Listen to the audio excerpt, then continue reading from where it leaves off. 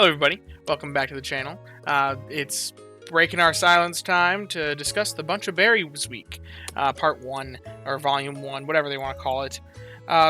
This has been happening, it's coming up for a lot of you. By the time you see this, it might already be live. I'm hoping I get this out before it's live for everyone in the world. But anyway, it's the Buncha Berries week, and during this week, I've been long time waiting for this one because I feel like berry specialists are oftentimes slept on by the community, no pun intended there, because a lot of people think they're boring, but I think there's a lot more interesting stuff to them. But interestingly, the way that they designed this event, I feel like they're gonna be very boring, but I think this is the lowest stress event we're going to have for any player who's been taking a berry-focused approach, or even a mixed approach, because this event is very much so designed for berry specialists through and through. Obviously, it's the name of the event is Buncha Berries Week, but it really is just designed to make them as good as physically possible, and better than other options for the most part, by giving them crazy boosts overall. So, first thing that I want to touch on is when it comes to the strategy of this event, Pokemon we can encounter. Natu and Xatu are boosted. They're the only ones that are greater boosted appearance rate, so if they turn out to be good, if they turn out to offer something that your box could be looking for, we'll find that out probably tomorrow night, probably roughly 24 hours after this video goes live, maybe even less. Then probably hunt them. The best place to do that is going to be at Lapis Lakeside, because that's the only place where they are a greater boosted spawn that isn't a green grass variant. Do note that if you want to still get expert bonus, you can, if you have a Go++, you can transfer in the middle of the night after you've already put the Pokemon Go++ to sleep. You can move islands then, or even just before you sync up in the morning.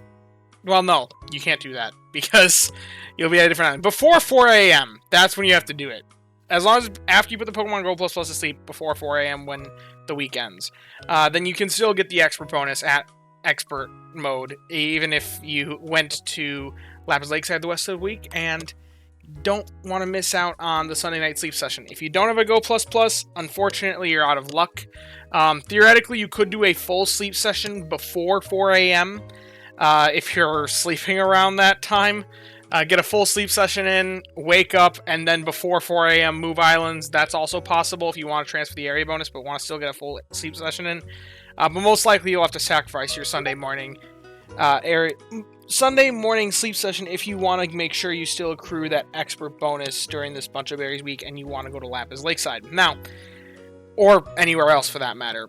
Figure out your hunts. Ben Brown made a great video on that. I'll link it in the description if you haven't seen it already. But figure out your hunts and choose based off of that. And if you don't want to waste the travel ticket, then probably go to expert mode if you are looking to build up expert bonus there. But anyway, hunting aside, which island to choose aside, that should be a pretty simple topic based off what you're looking for. What does this event actually do? Well, it's boosting two things, the main skill Berry Burst and Disguise Berry Burst, and then giving an extra berry to berry specialist. Now, who does this impact the most? Well, you'd think that generally speaking, it'd be these guys the most, because unlike a boost to the skill trigger rate, which impacts things very differently because of there's some weird mechanics with the pity proc rate, a pity proc help count that makes it so that boost to skill trigger rates doesn't always equate to a flat boost of that amount. Also, there's help time, double banking, things get wasted with a higher skill trigger rate. A 25% boost to skill trigger rate does not equate to a 25% boost to skill productivity. This is just a berry burst effect multiplied by 1.4 times. This is a true boost of 40%. Now, bringing one extra berry on a Pokemon that's ideally bringing in 3 berries is going to make it so that they're bringing in 4 berries, which is a 33% boost to berries. So theoretically, the berry burst effect is going to bring in 40% more versus 33% more. But at the same time, berry burst Pokemon are also producing berries off their, like, especially if you're talking Sceptile, it's producing berries off of its base berry finding rate. Whereas for berry specialists, it's primarily just the berries they're producing. So there's a question as to which is probably going to help more. Overall, a 7% difference means that this is probably going to be boosted more in theory. But what does that look like in practice? Well, I've set up a weird hypothetical here. We have a very berry-focused Mimikyu, a very skill-focused Mimikyu, and a Banette. All producing roughly the same amount of strength per day with Ghost favored berry, just based off these basic settings. And which one do you think is going to come out to be the strongest during this event? Well, if I set up the event preset, and I log it in, and you can see that the very skill-focused Mimikyu does come out on top. The practice lines up with the theory, versus the Banette. But the Banette theoretically can enter sneaky snacking mode, which actually gives it better qualities. Now, that brings me to my second discussion, sneaky snacking. To do it or not to do it. Now, interestingly enough, berry finders... berry finders without berry finding S actually gain the most from this buff, because they're going up from 2 to 3 berries. That's a 50% increase to productivity. So if you have a Pokemon that you've invested that just has like every kind of speed, a berry specialist that has every kind of speed imaginable, that's the Pokemon that's going to gain the most in this event. Doesn't mean it's going to necessarily be the best. In order to figure out what the actual best is, you have to run calculations, because even though something's gaining a lower percentage, if it has a higher base rate productivity, gaining a 10% boost versus a 30% boost, one might still be better than the one that gains more. But the Pokemon that gain the most from this, percentage-wise, are those that are reliable without Berry Finding S, if you have any Pokemon that are just speed-focused all the way. But that's one interesting thing to note. If you have any Pokemon like this, consider them a bit more. But anyway, as for sneaky snacking, absolutely your berry Pokemon should probably be sneaky snacking, unless you're using their ingredients as part of a meal. If you're using their ingredients as part of a meal, then maybe, and we'll get to that later, but at a base rate, even if at like level 60, which is one of the best points for non-sneaky snacked berry finders, because that's when they unlock their third ingredient. That's when the flat amount that the ingredients bring go up the most. If you look at the sneaky snack versus the non-sneaky snack comparison, this one's sneaky snack here, this one's not sneaky snack. This is without favored berry. The sneaky snack variant at level 60 is still doing a decent amount better than the non-sneaky snack version. Now, if we give this main skill levels, then it does make a difference. Then this one does come in better, but once again, you're probably going to be hoping to get favored berry. And with favored berry, even with a maxed out main skill level, at level 60, this Raichu is better when sneaky snacked. So unless you're using those ingredients as part of the craft of your meal, it's probably not going to be that you want to be leaving them not sneaky snacked. Now, over here, I do have a comparison. If it's a not berry finding S Pokemon, and you have a maxed out main skill level, then maybe it is something to consider. Even with favored berry, you can see it comes in better to not sneaky snack it. But that's a very slim portion of people that have put that many main skill seeds into a berry Pokemon that doesn't have berry finding S. So, you're probably going to be sneaky snacking most of your berry finders during this event, unless you've been really prepping your bag around them. Now, I also want to get to Darkrai. This is a bit of a... I don't like to talk Darkrai on this channel very much, but for the few people out there that are using Darkrai, it technically is a berry specialist, and I didn't even think about this until I saw Rain on X's presets include the all specialty in this event. It technically is included in this, because it is a berry specialist, technically. Is it worth it to sneaky snack your Darkrai because of the boosts? And absolutely not. If you're using Darkrai, I'm assuming you'll have put in the main skill seeds. And even if Darkrai were capable of having main skill chance down, if you gave it the best berry finding build, like no matter how much speed is extra here, you gave it berry finding S, and then compared that to... Sneaky snacking just comes out worse than even taking advantage of that main skill. Now, there is the advantage of not draining your team's energy, but even with Dark favored berry, it's a significant difference in favor of this one. The question is, how's the energy look? But even the energy drain is not that much when it's only proccing this many times per day.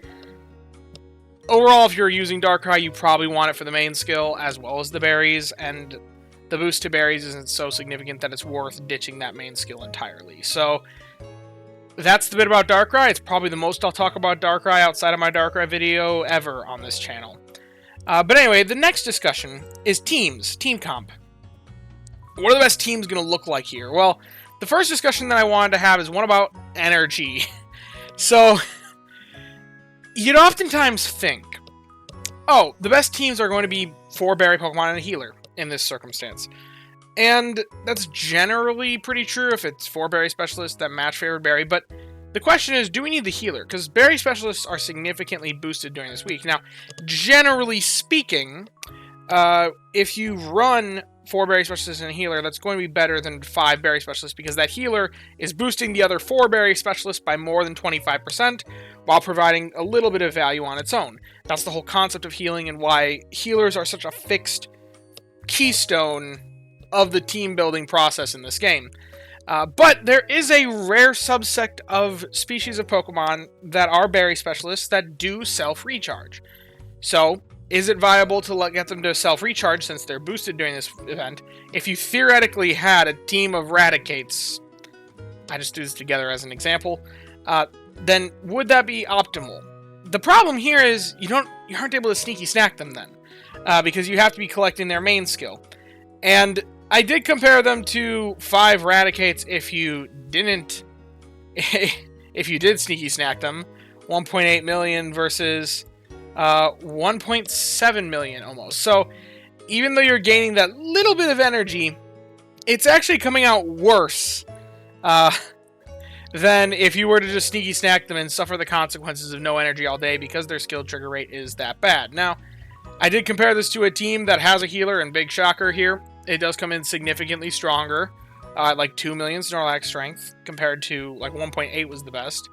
And even if we were to put in a 5th Eradicate, give them all max level main skill, so each one of these have a bunch of main skills dumped into them, main skill seeds, and gave them all skill trigger S, so that they trigger a little bit more, it still comes in weaker than just running the healer. So healing is still going to be cornerstone, even if you have self-recharge berry specialists during this event. I don't think this is a question anyone was asking, but it's one I'm answering anyway. But the next question I wanted to answer is, does it look better to focus on a meal, or is it better to focus on matching favorite berry and using your berry specialist to the maximum capacity?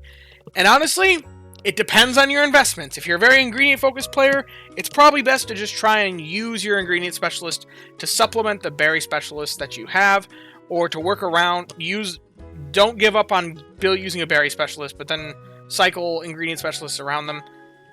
Berry specialists are very, very boosted during this event, but this is my usually go-to team when I think of event prep for me, desserts. At Old Gold Power Plant, I can run 2 Raishus, a Gengar with Berry Fighting S, and then the Quaquaval with Health Bonus. And I'm able to make Zings out. Now, I'm just using this as an example.